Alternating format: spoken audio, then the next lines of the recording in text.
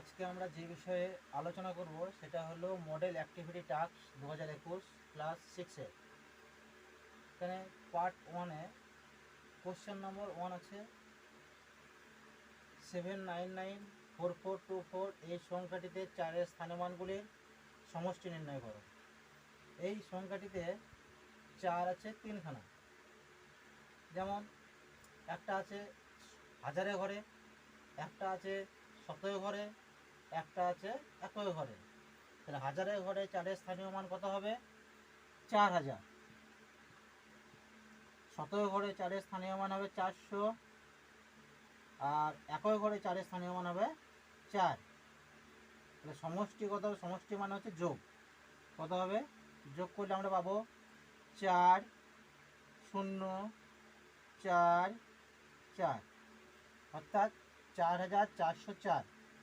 তাহলে অতএব 4-এর স্থানীয় মানগুলির সমষ্টি 4-এর স্থানীয়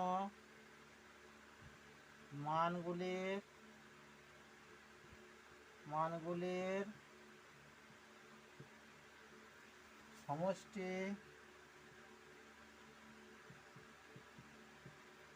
হচ্ছে 4404।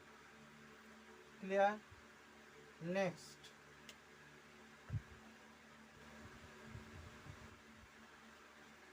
2 নম্বর কোশ্চেনটা কি? একটি স্থূলকোণী ত্রিভুজ আঁকো যার দুটি বাহুর দৈর্ঘ্য সমান। আচ্ছা, স্থূলকোণ কাকে বলে? প্রথমে জানতে হবে স্থূলকোণ কাকে বলে। যে কোণের মান 90 ডিগ্রির থেকে বেশি সেই কোণটাকে স্থূলকোণ বলে।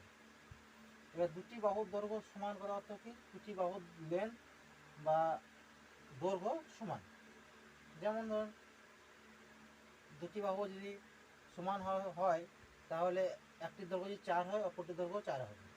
তাহলে স্থূলকোণী মানে 90 ডিগ্রিতে বেশি একটা ত্রিভুজ আঁকা মানে এরকম আঁকতে পারি আমরা, যার এই দুটি বাহু সমান।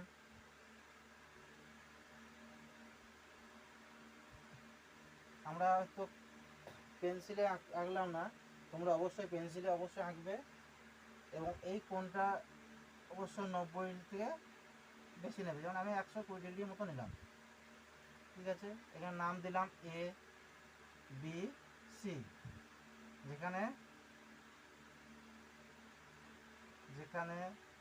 এ বি ইকুয়াল হচ্ছে বিসি, সেই জন্যে এটা স্থূলকোণী। আর এ বি ইকুয়াল টু বিসির অর্থ হচ্ছে সমদ্বিবাহু, দুটি বাহু সমান সমদ্বিবাহু। নেক্সট,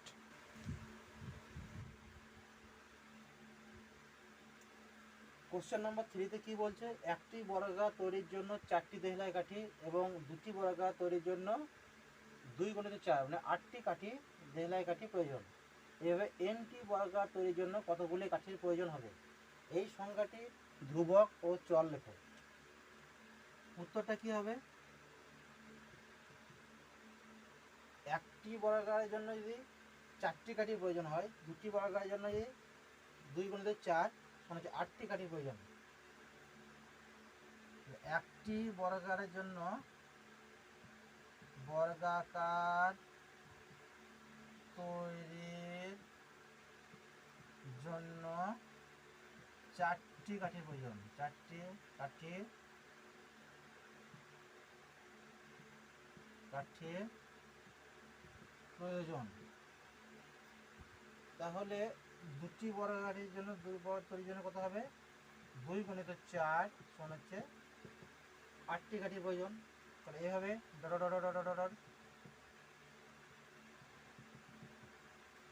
nটি বর্গাকার তৈরির জন্য কাঠির প্রয়োজন হবে n × 4, অর্থাৎ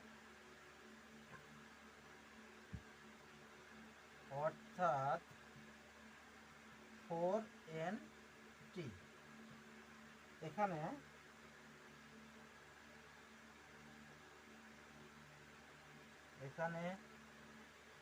এই সংখ্যাটি ধ্রুবক ও চল। এই যেখানে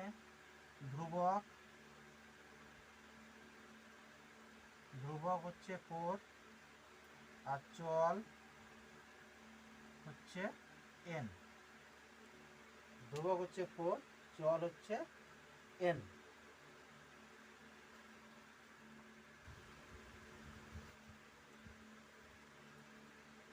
কোশ্চেন নম্বর 4 এর কোশ্চেনটি কি, একটি ছবি আঁকতে সমীরের 1 ঘন্টার 2/5 অংশ এবং মিতার ওই ছবি আঁকতে 1 ঘন্টার 5/12 অংশ সময় লেগেছে। কে কত মিনিট সময় নিয়েছে, কার কত বেশি সময় লেগেছে? তাহলে কি হবে, মিতা ছবি আঁকতে সময় নিয়েছে, প্রথমে সমীর ছবি আঁকতে সময় নিয়েছে, ঠিক তো? সমীর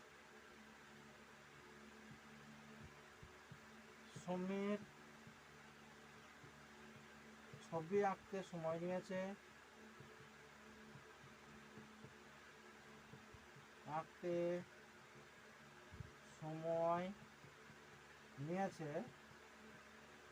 কত হবে,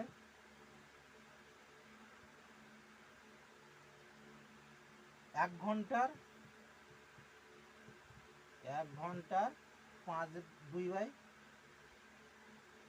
2/5 অংশ সমান কি হবে, 1 ঘন্টা সমান হচ্ছে 60 মিনিট গণিত 2/5 অংশ সমান হচ্ছে 60 গণিত 2/5 মিনিট সমান হচ্ছে, কেটে গেল 5 12 60 সমান হচ্ছে 24 মিনিট।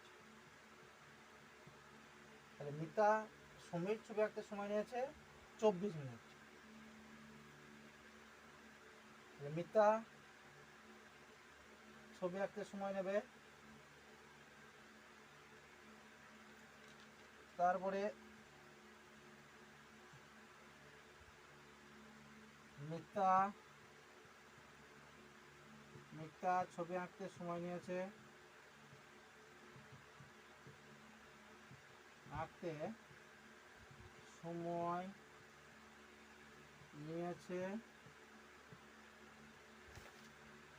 1 ঘন্টার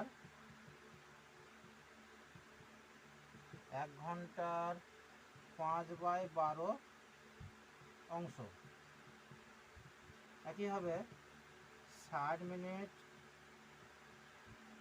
গণিত 5/12 অংশ সমান হচ্ছে 60 গণিত 5/12 মিনিট সমান হচ্ছে 60 5 12 60 সমান হচ্ছে 25 মিনিট। তাহলে মিতা নিয়েছে 25 মিনিট আর সমীর নিয়েছে 24 মিনিট। তাহলে কে বেশি টাইম নিয়েছে? অতএব মিতা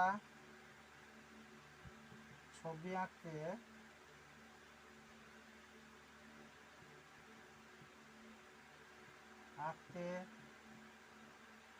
বেশি সময় নিয়েছে। মিতা ছবি আঁকতে বেশি সময় নিয়েছে, কত মিনিট সময় বেশি নিয়েছে? মিতা 25 মাইনাস 24 সমান হচ্ছে 1 মিনিট সময় বেশি নিয়েছে। মিতা ছবি আঁকতে 1 মিনিট সময় বেশি নিয়েছে। নেক্সট, এখানে আর কোশ্চেন নেই, এই 4টে কোশ্চেন।